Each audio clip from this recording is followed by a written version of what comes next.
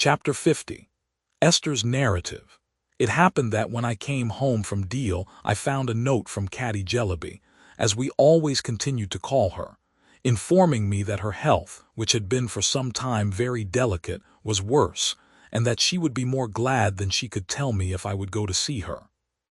It was a note of a few lines, written from the couch on which she lay, and enclosed to me in another from her husband, in which he seconded her entreaty with much solicitude. Caddy was now the mother, and I the godmother of such a poor little baby, such a tiny old-faced mite, with a countenance that seemed to be scarcely anything but cap border, and a little lean, long-fingered hand always clenched under its chin. It would lie in this attitude all day, with its bright specks of eyes open, wondering, as I used to imagine, how it came to be so small and weak. Whenever it was moved it cried, but at all other times it was so patient that the sole desire of its life appeared to be to lie quiet and think. It had curious little dark veins in its face and curious little dark marks under its eyes like faint remembrances of poor Caddy's inky days. And altogether, to those who were not used to it, it was quite a piteous little sight. But it was enough for Caddy that she was used to it. The projects with which she beguiled her illness, for little Esther's education and little Esther's marriage, and even for her own old age as the grandmother of little Esther's, was so prettily expressive of devotion to this pride of her life that I should be tempted to recall some of them, but for the timely remembrance that I am getting on irregularly as it is. To return to the letter.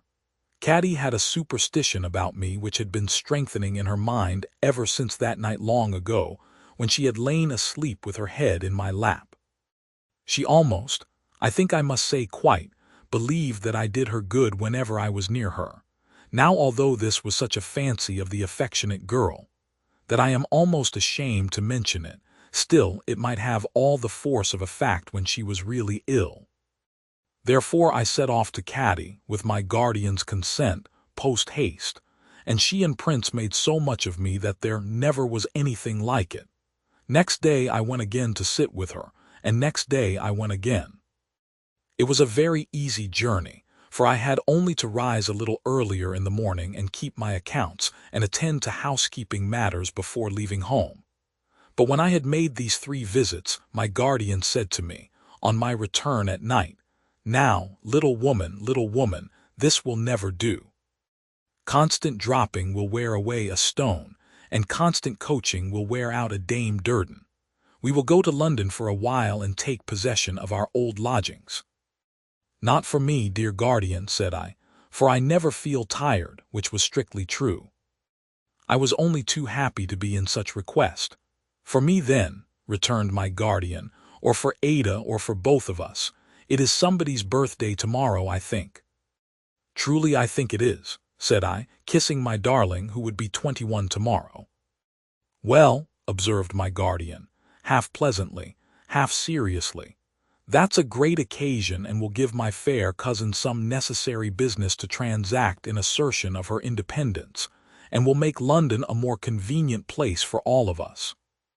So to London we will go. That being settled, there is another thing. How have you left Caddy?" "Very unwell, guardian. I fear it will be some time before she regains her health and strength." "What do you call some time now?" asked my guardian thoughtfully. "Some weeks, I'm afraid." "Ah," he began to walk about the room with his hands in his pockets, showing that he had been thinking as much. "Now, what do you say about her doctor? Is he a good doctor, my love?" I felt obliged to confess that I knew nothing to the contrary, but that Prince and I had agreed only that evening that we would like his opinion to be confirmed by someone. "Well, you know," returned my guardian quickly, "there's Woodcourt." I had not meant that, and was rather taken by surprise. For a moment all that I had had in my mind in connection with Mr. Woodcourt seemed to come back and confuse me. "You don't object to him, little woman?" "Object to him, guardian? Oh no." "And you don't think the patient would object to him?" So far from that, I had no doubt of her being prepared to have a great reliance on him, and to like him very much. I said that he was no stranger to her personally, for she had seen him often in his kind attendance on Miss Flight. "Very good," said my guardian. "He has been here today, my dear, and I will see him about it tomorrow." I felt in this short conversation, though I did not know how, for she was quiet, and we interchanged no look, that my dear girl well remembered how merrily she had clasped me round the waist when no other hands than Caddy's had brought me the little parting token. This caused me to feel that I ought to tell her, and Caddy too, that I was going to be the mistress of Bleak House, and that if I avoided that disclosure any longer I might become less worthy in my own eyes of its master's love.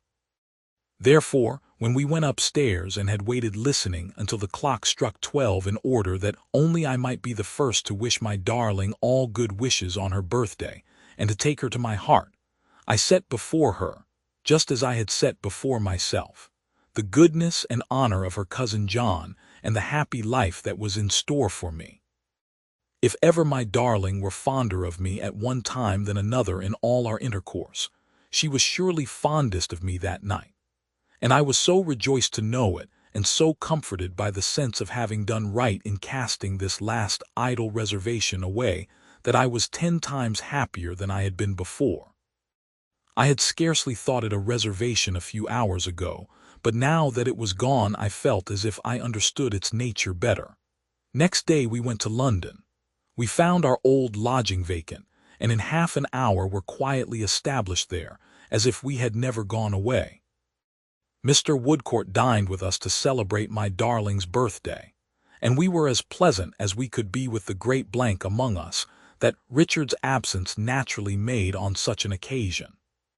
After that day I was for some weeks, 8 or 9 as I remember, very much with Caddy, and thus it fell out that I saw less of Ada at this time than any other since we had first come together, except the time of my own illness. She often came to Caddy's, but our function there was to amuse and cheer her, and we did not talk in our usual confidential manner. Whenever I went home at night we were together, but Caddy's rest was broken by pain, and I often remained to nurse her. With her husband and her poor little mite of a baby to love and their home to strive for, what a good creature Caddy was! So self-denying, so uncomplaining, so anxious to get well on their account, so afraid of giving trouble, and so thoughtful of the unassisted labors of her husband and the comforts of old Mr. Turveydrop. I had never known the best of her until now, and it seemed so curious that her pale face and helpless figure should be lying there day after day, where dancing was the business of life, where the kit and the apprentices began early every morning in the ball-room, and where the untidy little boy waltzed by himself in the kitchen all the afternoon. At Caddy's request, I took the supreme direction of her apartment, trimmed it up, and pushed her, couch and all, into a lighter and more airy and more cheerful corner than she had yet occupied. Then every day, when we were in our neatest array, I used to lay my small namesake in her arms and sit down to chat or work or read to her. It was at one of the first of these quiet times that I told Caddy about Bleak House.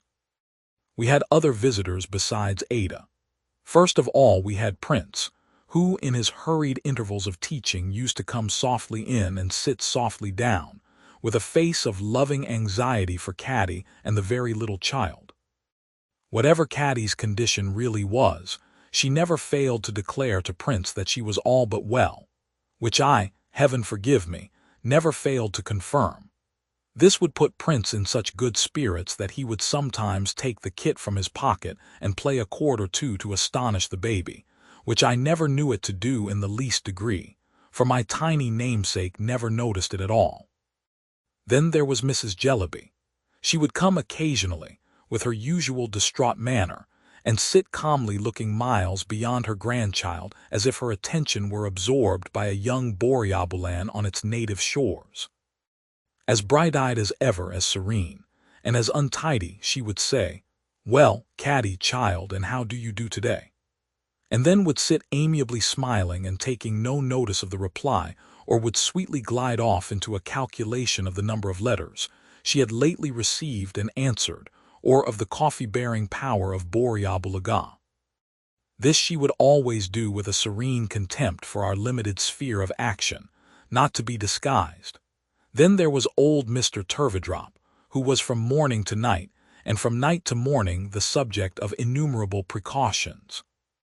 If the baby cried, it was nearly stifled lest the noise should make him uncomfortable. If the fire wanted stirring in the night, it was surreptitiously done lest his rest should be broken.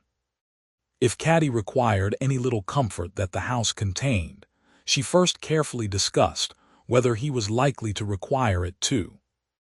In return for this consideration, he would come into the room once a day, all but blessing it, showing a condescension and a patronage, and a grace of manner in dispensing the light of his high-shouldered presence from which I might have supposed him, if I had not known better, to have been the benefactor of Caddy's life. "My Caroline," he would say, making the nearest approach that he could to bending over her, "tell me that you are better today." "Oh, much better, thank you, Mr. Turveydrop," Caddy would reply. "Delighted, enchanted, and our dear Miss Summerson. She is not quite prostrated by fatigue." Here he would crease up his eyelids and kiss his fingers to me, though I am happy to say he had ceased to be particular in his attentions since I had been so altered. "Not at all," I would assure him. "Charming, we must take care of our dear Caroline, Miss Summerson. We must spare nothing that will restore her. We must nourish her. My dear Caroline," he would turn to his daughter-in-law with infinite generosity and protection, "want for nothing, my love. Frame a wish and gratify it, my daughter.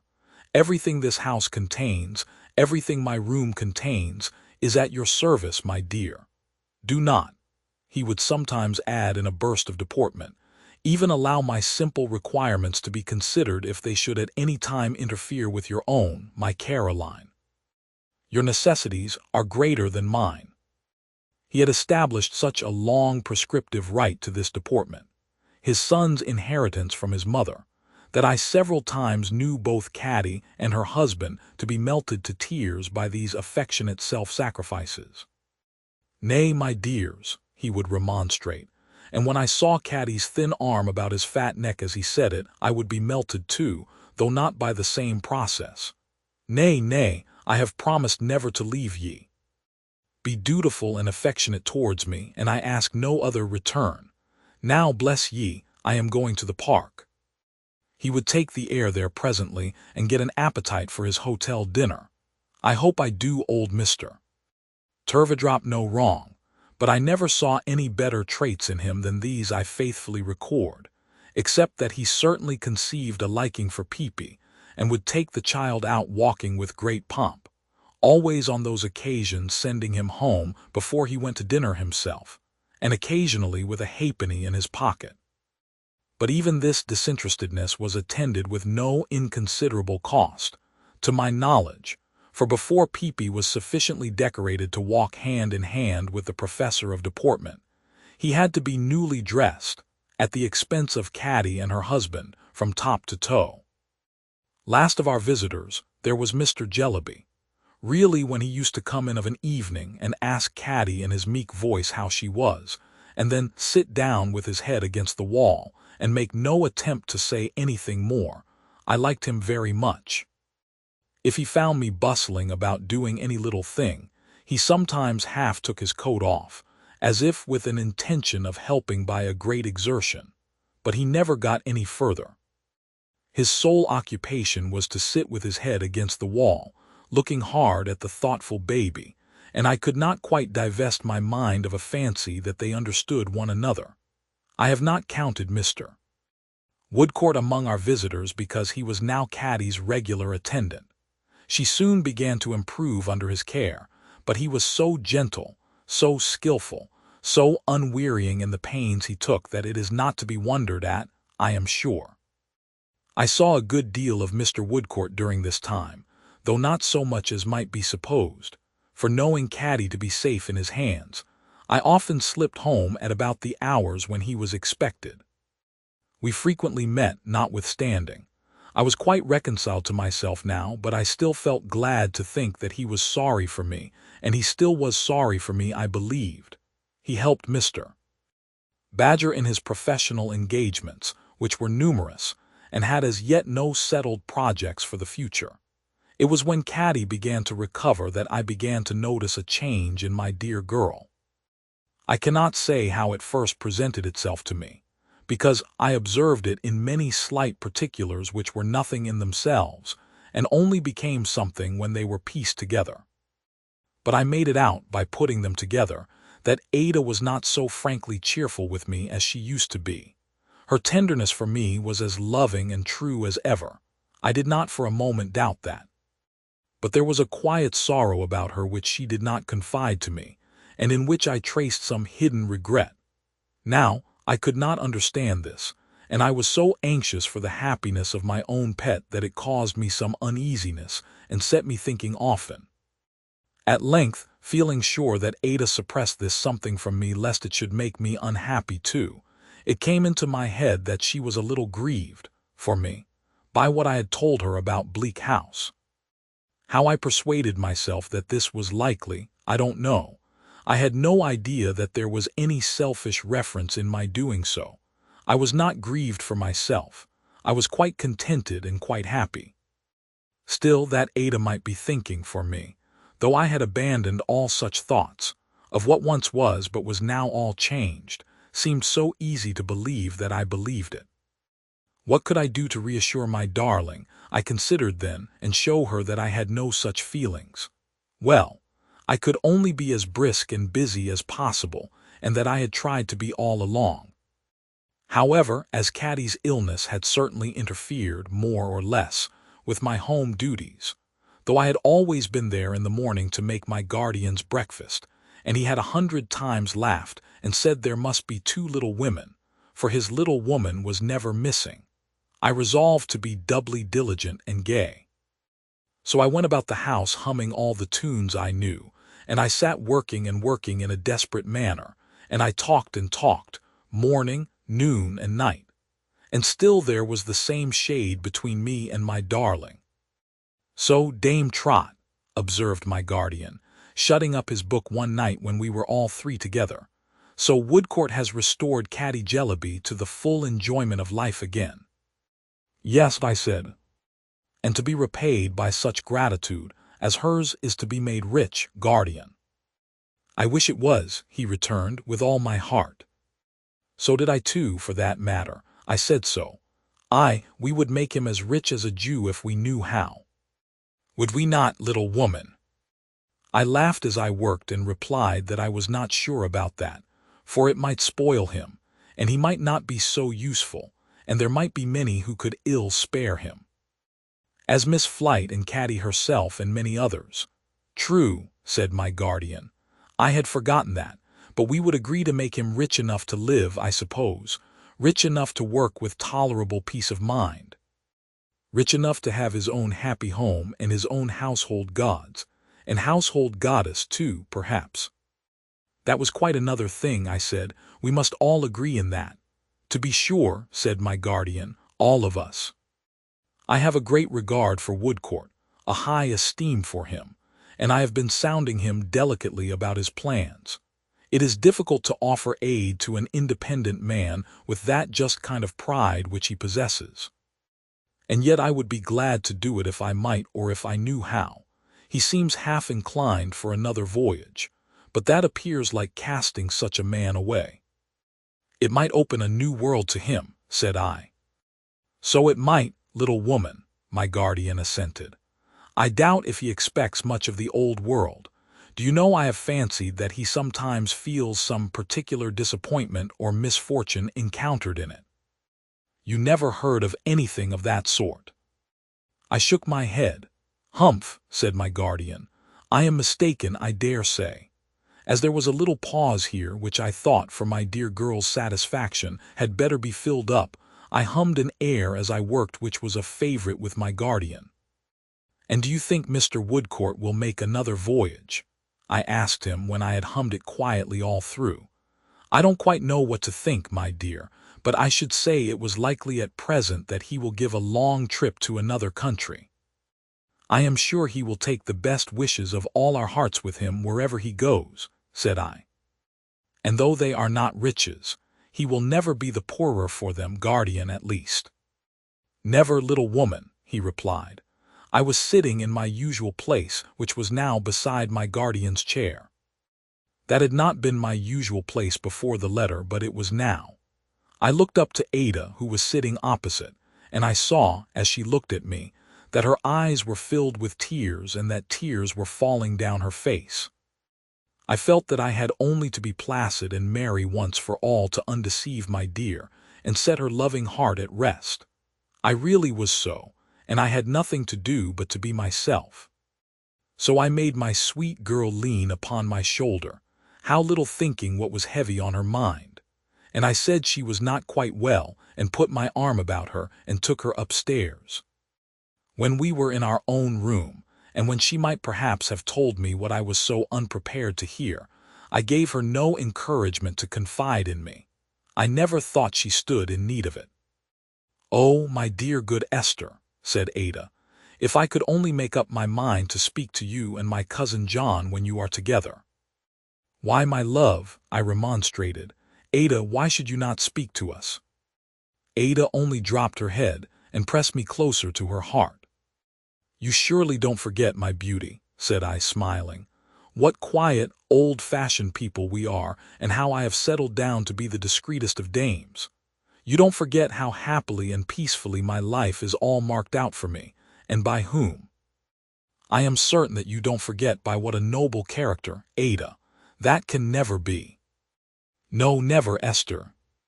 "Why then, my dear," said I, "there can be nothing amiss, and why should you not speak to us?" "Nothing amiss, Esther," returned Ada. "Oh, when I think of all these years, and of his fatherly care and kindness, and of the old relations among us, and of you, what shall I do, what shall I do?" I looked at my child in some wonder, but I thought it better not to answer otherwise than by cheering her, and so I turned off into many little recollections of our life together, and prevented her from saying more. When she lay down to sleep, and not before, I returned to my guardian to say good night, and then I came back to Ada and sat near her for a little while. She was asleep, and I thought as I looked at her that she was a little changed. I had thought so more than once lately. I could not decide, even looking at her while she was unconscious, how she was changed, but something in the familiar beauty of her face looked different to me.